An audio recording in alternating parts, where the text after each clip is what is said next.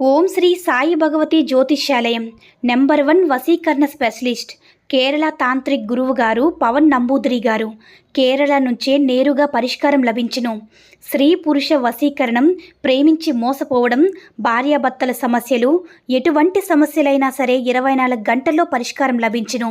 గురువుగారి phone number 9043637512. ఓం సాయిరామ్. సమర్థ సద్గురు సాయినాథ్ మహారాజ్కి జై. సాయిబాబా భక్తులందరూ కూడా నమస్కారం అండి. సాయినాథుని ఆశీస్సులతో అందరూ కూడా సుఖంగా, సంతోషంగా, అష్టైశ్వర్య, ఆరోగ్య అభివృద్ధితో ఉండాలని మనస్ఫూర్తిగా కోరుకుంటూ ఈరోజు ఈ వీడియోని మొదలు పెడుతున్నాను. ఈరోజు వీడియో ఏంటంటే, ఇదే నీకు ఆఖరి అవకాశం బిడ్డ. ఇప్పటికే 9 అవకాశాలు ఇచ్చాను. ఈ 10వ అవకాశం వదులుకుంటే తర్వాత నువ్వు ఎంత పిలిచినా నీ సాయి తండ్రి ఏమీ చేయలేనమ్మా అని మన బాబాగారు అయితే ఈరోజు మనకి ఒక అద్భుతమైనటువంటి సందేశంతో అయితే మన ముందుకు వచ్చారండి. మరి మన బాబాగారు ఈరోజు మనకి ఎలాంటి సందేశం అందించాలి అనుకుంటున్నారో ఆయన మాటల ద్వారానే విందాము. ఆయన మాటలు వినే ముందుగా ఈ వీడియో కనుక నచ్చినట్లయితే లైక్ చేసి షేర్ చేయండి. మరిన్ని వీడియోస్ కోసం మన ఛానల్ని సబ్స్క్రైబ్ చేసుకుని మాకు కొంచెం సపోర్ట్ చేయండి. మరి మన బాబాగారి సందేశం ఏంటంటే, బిడ్డ, ఇది నీకు 9వ అవకాశం తల్లి. ఎందుకంటే ఇప్పటికే నేను 9 అవకాశాలు ఇచ్చాను. ఇక నువ్వు దాన్ని కూడా నిర్లక్ష్యంతో ఈ 10వ అవకాశం కూడా అందుకోకుండా తోసపుచ్చావంటే నీ సాయి తండ్రి మనసును గాయపరుస్తావు తల్లి. నిజంగా నేను చాలా గాయపడ్డాను. కానీ నువ్వు పడుతున్న బాధ, వేదన ఏదైతే ఉందో అది చూడలేక నా బిడ్డ తప్పు చేసింది, పొరపాటు చేసింది, నా బిడ్డ నిర్లక్ష్యం చేస్తుంది, ఒక తండ్రిగా నేను క్షమించాలని అనుకున్నా కాబట్టి ఈ 10వ అవకాశం అందిస్తున్నానమ్మా. దీన్ని అందుకున్నావా? సరే సరే. లేదంటే ఆ తర్వాత నువ్వు ఎంత పిలిచినా తలచినా నీ సాయిని ఏమీ చేయలేడు తల్లి. ఎందుకంటే 1 కాదు, 2 కాదు, 9 అవకాశాలు ఇచ్చాను తల్లి. 9 అవకాశాలు ఇచ్చినా సరే నీ సాయి తండ్రి మనసును గాయపరిచావు. నీ సాయి పంపించిన కానుకను నువ్వు ఎన్నిసార్లు గాయపరిచి అవమానించావు. నీ సాయి తండ్రి పంపించిన కానుక నువ్వు అందుకోకుండా, నువ్వు తీసుకోకుండా ఈరోజు నన్ను ఎంతగానో బాధ పెట్టావు తల్లి. ఎంత బాధగా ఉందో తెలుసా? నా ప్రియమైన బిడ్డ నా మనసును గాయపరిచింది. నేను పంపిస్తున్న ఈ అవకాశాన్ని వాడుకోకుండా నిర్లక్ష్యం చేసి పక్కన పెట్టేశావు బిడ్డ. సరేలే, క్షమించేద్దాంలే, ఇంకోసారి చెప్తే తెలుసుకుంటుందిలేనే ఉద్దేశంతో ఈరోజు నేను ఈ అవకాశాన్ని ఇస్తున్నాను. దీన్నైనా వదులుకుంటావా, ఉపయోగించుకుంటావా, లేక పాడు చేసుకుంటావో? నీ తండ్రిగా ప్రేమగా నీకు ఒక అవకాశాన్ని ఇస్తున్నానమ్మా. వదులుకుంటావో, పాడు చేసుకుంటావో, వాడుకుంటావో నీ ఇష్టం బిడ్డ. కానీ నువ్వు నా మనసును ఎంత బాధ పెట్టినా ఈ అవకాశాన్ని ఎందుకు ఇచ్చానో తెలుసా తల్లి? నా బిడ్డ బాధపడుతుంది, తను కష్టాలు అనుభవిస్తుంది. తన బాధను చూడలేకున్నాను. తను చూస్తుంటే నాకు కన్నీళ్ళు వస్తున్నట్లుగా ఉండు తల్లి. తనకంటూ ఎవరూ లేరు, ఎవరూ తోడు లేక అల్లాడిపోతుంది. ఏదైనా మనసుకి కష్టం వచ్చినా, బాధ వచ్చినా పంచుకోవడానికి ఎవరు నా అన్నవారే లేరు తనకు. ఒక తోడు ఉండాలని అర్థం చేసుకొని, ఒక మనిషి ఉండాలని నేను ఈ అవకాశాన్ని ఇస్తున్నానమ్మా. బాధపడకమ్మా, నేను నీకు తోడు ఉన్నాను. ఎంతటి కష్టమైనా సరే నీ దరికి రానివ్వను, నీ చెయ్యి విడిచిపెట్టను అని చెప్పే మనిషి ఒక్కరైనా ఉండాలి కదా బిడ్డ. నా జీవితంలోకి పంపాలని, అంటే నా బిడ్డ జీవితంలోకి పంపాలని నేను ఎంతో ప్రేమతో, ఆశతో నీ జీవితం ఎంతో బాగుంటుందని అనుకొని నువ్వు కష్టాల్లో, బాధల్లో ఉన్న ప్రతిసారి కూడా నీ సాయిని ఒక సహాయాన్ని పంపిస్తూనే ఉంటున్నాను తల్లి. కానీ నువ్వు అది గుర్తించడం లేదు. గుర్తించినా కూడా నీ మనసు ఎలా ఆలోచిస్తుందంటే, నాకు ఈ సహాయం తీసుకోవాల్సిన అవసరం ఏమిటి? వీళ్ళు నాకు సహాయం చేశారు, నాకు ఎవరి సహాయం కూడా అవసరం లేదని నిర్లక్ష్యంతో వచ్చిన అవకాశాన్ని, సహాయాన్ని అందుకోవడం లేదు బిడ్డ. ఎలాంటి సహాయం వారి నుంచి నేను తీసుకోవాలనే భావన, ఎలాంటి సహాయం కూడా ఒకరి నుంచి అందుకోనని అవమానిస్తున్నావు తల్లి. ప్రతిసారి కూడా బిడ్డ, నేను చేయగలిగింది నేను చేస్తాను, నాకు ఎవరి సహాయం కూడా అవసరం లేదని అనుకున్న రోజు నీ సాయి చాలా సంతోషపెడతాడు. నా బిడ్డ చాలా ధైర్యంగా ఉంది, ఎన్నో తెలివితేటలు ఉన్నాయని. కానీ నీ ఆలోచనకి, నీ తెలివికి, నీ కష్టానికి కొంచెం దైవబలం కూడా తోడు ఉండాలని ఎప్పుడు కూడా మర్చిపోక బిడ్డ. నీకు ఆ దైవబలం లోపించింది కాబట్టి నీ సాయి తండ్రి సహాయంతో ఒక మనిషిని పంపాను. నువ్వు దాన్ని ఏం చేస్తున్నావు?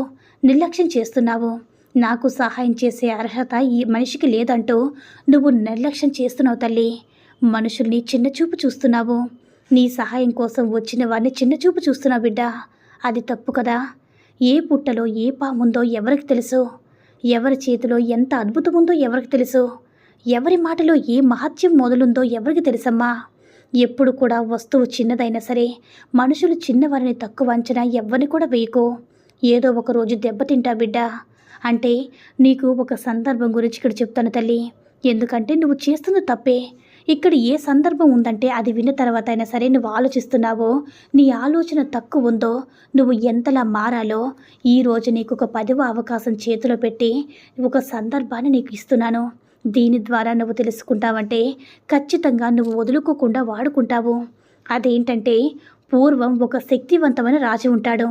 కానీ అతనికి జీవితంలో చేసిన ఒక చిన్న తప్పు అతని భవిష్యత్తుని ఎలా మార్చేసిందో ఇప్పుడు మనం తెలుసుకుందాం.